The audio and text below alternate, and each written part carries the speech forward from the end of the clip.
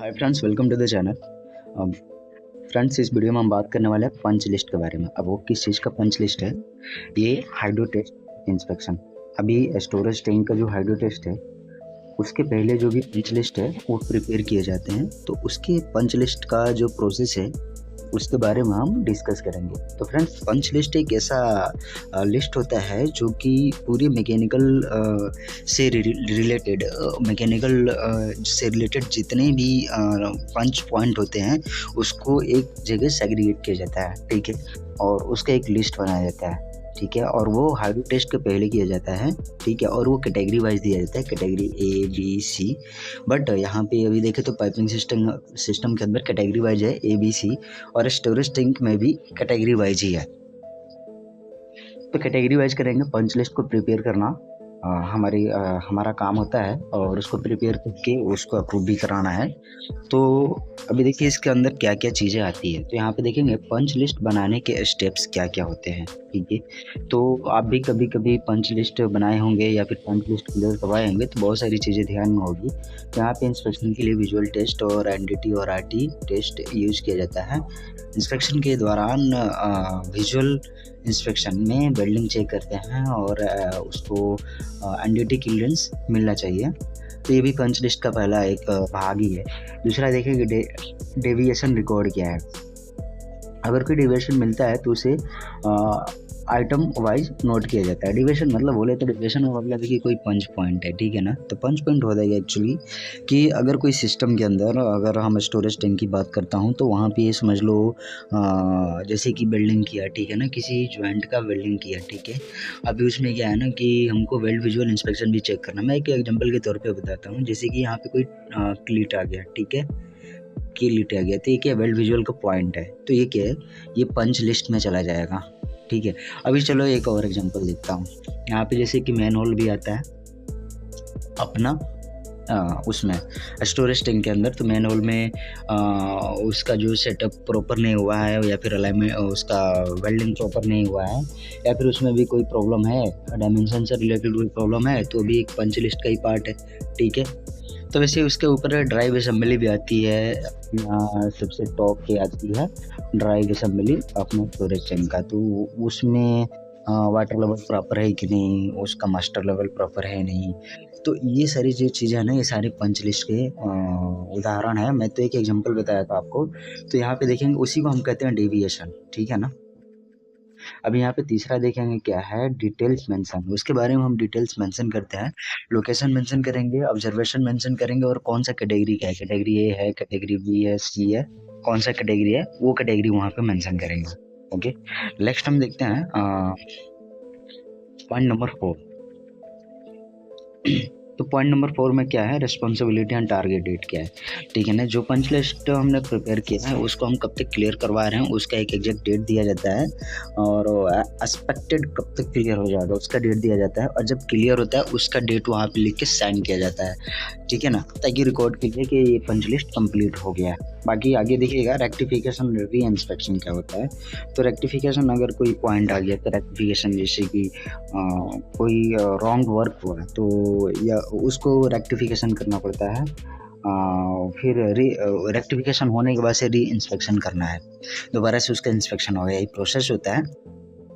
तो अभी मैं पॉइंट लास्ट में बताऊंगा। मैं आपको एक इम्पोर्टेंट जानकारी देने वाला हूँ, तो आप बने रहेगा हमारे साथ वीडियो में लास्ट तक, मैं वो बताऊंगा आपको। अभी ये देखिएगा, एक मैं आपको फॉर्मेट दिखाता हूँ पंच लिस्ट की। यहाँ पे आप देखिए मैकेनिकल कंप्लीशन रिपोर्ट, जिसे पंच लिस्ट प्रिपरेशन कहते हैं। अब यहाँ पे प्रोजेक्ट नंबर है, डॉक्यूमेंट नंबर, सिस्टम या इक्विपमेंट नंबर, डेट, सिस्टम है या इक्विपमेंट है, तो वो चीज़ें लिखेंगे। इंट्रोडक्शन में यहाँ पे the mechanical completion of the storage tank is considered achieved when the fabrication, erection, welding, inspection and testing activities are fully completed as per the approved drawing and specification. It means project specification. यहाँ पे देखेंगे आपका successful completion of hydro test and confirmation the tank leak free, the tank is declared mechanically ready for the further activities। यानी कि service के लिए ये ready माना जाएगा।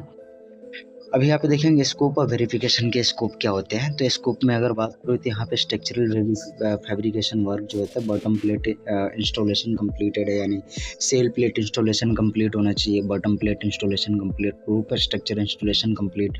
फिटिंग एक्सेसरीज की बात करता हूँ यहाँ पे, तो all nozzle installed, man hole, vents installed, stairway installed, all nozzle installed, manhole filtered, vent installed, and rail।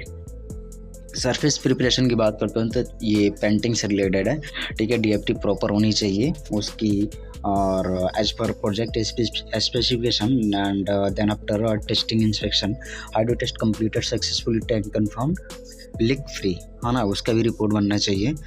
यदि ये सारे प्रोसेस से बाकी देखेंगे पंच लिस्ट स्टेटस क्या है उसमें। कैटेगरी ए है तो कैटेगरी ए को बिफोर हाइड्रो टेस्ट हमको एनी हाउ उसको कंप्लीट करना ही है, ठीक है। बी सी है, अगर बी और सी है तो उसको हम बाद में कंसीडर कर सकते हैं। यहाँ पे पंच लिस्ट स्टेटस जो है वो अपडेट करना रहता है। अब डिक्लेरेशन यहाँ पे दिया गया है, उसको डिक्लेरेशन अगर ये सारी चीज़ें कंप्लीट है तो वहाँ पे डिक्लेयर किया जाता है, तब जाके हाइड्रो टेस्ट के लिए हम रेडी होंगे और हमको अप्रूवल मिलेगा। अभी देखते हैं नेक्स्ट पेज में क्या दिया हुआ है। यहाँ पे देखिएगा मैकेनिकल कंप्लीशन क्या है। तो यहाँ पे मैं आपको पहले बताया था, स्टोरेज टैंक का मैकेनिकल कंप्लीशन स्टेज अचीव होता है जब टैंक का फैब्रिकेशन, इरेक्शन, वेल्डिंग, इंस्पेक्शन और टेस्टिंग कंप्लीट हो जाती है। मतलब ये कुल मिला के बताएं, जब कोई भी स्टोरेज टैंक कंप्लीटली बन जाती है ना, तब जाके मैकेनिकल पंच लिस्ट प्रिपेयर किया जाता है लास्ट में। और हाइड्रो टेस्ट सक्सेसफुली कंप्लीट होने के बाद से बाद और टैंक लीक फ्री होने पर टैंक को मैकेनिकली रेडी डिक्लेयर किया जाता है, यानी सर्विस में दिया जाएगा। मैकेनिकल कंप्लीशन के लिए नीचे दिए गए कुछ आइटम्स हैं यहाँ पे हैं, तो मैं इसके बारे में तो डिस्कस किया था, लेकिन एक बार आपको दिखाता हूँ यहाँ पे। तो इसमें क्या क्या है, बॉटम प्लेट, सेल प्लेट है, यहाँ पे रूफ इंस्टॉलेशन कंप्लीट होनी चाहिए, सही nozzle, man hole, vents, stairway, यहाँ पे पेंटिंग है, लाइनिंग वर्क कंप्लीटेड होने चाहिए। लाइनिंग वर्क होता है वो इनसाइड द स्टोरेज टैंक होता है, ब्लैक कलर। आप देखोगे जब वहाँ पे काम करने को मिलेगा प्रैक्टिकली। पंच पॉइंट्स क्लोज होने चाहिए, हार्डवेयर टेस्ट और फाइल इंस्पेक्शन कंप्लीट होने चाहिए। कैटेगरी है पंच पॉइंट क्लोज होने चाहिए, सभी कैटेगरी ए का पंच पॉइंट है सारे क्लोज होने चाहिए, ठीक है। बाकी और कोई बी और सी कैटेगरी का है तो उसे बाद में कंसिडर कर सकता है। मैकेनिकल कंप्लीशन के लिए यहाँ पे देखेंगे तो ये सारे कंप्लीट होने के बाद से फाइनली डिक्लेयर होगा कि हाँ हम हाइड्रो टेस्ट करने के लिए रेडी हैं और अप्रूवल मिलेगा। तो बाकी यहाँ पे देखिएगा कि API 6 से 53 का जो यूज करते हैं inspection, repair, alternation, construction of tank के लिए, यानी कि इंस्पेक्शन वर्क के लिए करता है, रिपेयर मेंटेनेंस वर्क के लिए हम API 653 का हम फॉलो करते हैं। यहाँ पे स्टैंडर्ड एग्जिस्टिंग टैंक के इंस्पेक्शन, रिपेयर और मॉडिफिकेशन के लिए होता है। अभी देखिए बात करता हूँ मैं 650 का, तो इसमें फ़र्क क्या है। अगर हम कोई नया स्टोरेज टैंक फैब्रिकेशन कर रहे हैं, बना रहे हैं, तो उसके लिए हम API 650 को फॉलो करते हैं, ठीक है ना। तो बाकी मैं लास्ट में आपको एक डिस्कस करने वाला हूँ ये वाला चीज़, ये हर एक इंटरव्यू में पूछा जाता है, आप इसको नोट कर लीजिएगा, स्क्रीनशॉट ले लीजिए। इसीलिए मैं इसको कलरफुल बनाया, इसका रीज़न यही है कि मैं इसको कलरफुल बना दी हूँ। अभी देखेंगे स्टोरेज टैंक में क्रिटिकल जोन क्या आता है, हर एक इंटरव्यू में पूछा जाता है। तो फेलियर, लीकेज या क्रोजन का रिस्क सबसे ज़्यादा होता है जिस पॉइंट पे, है ना।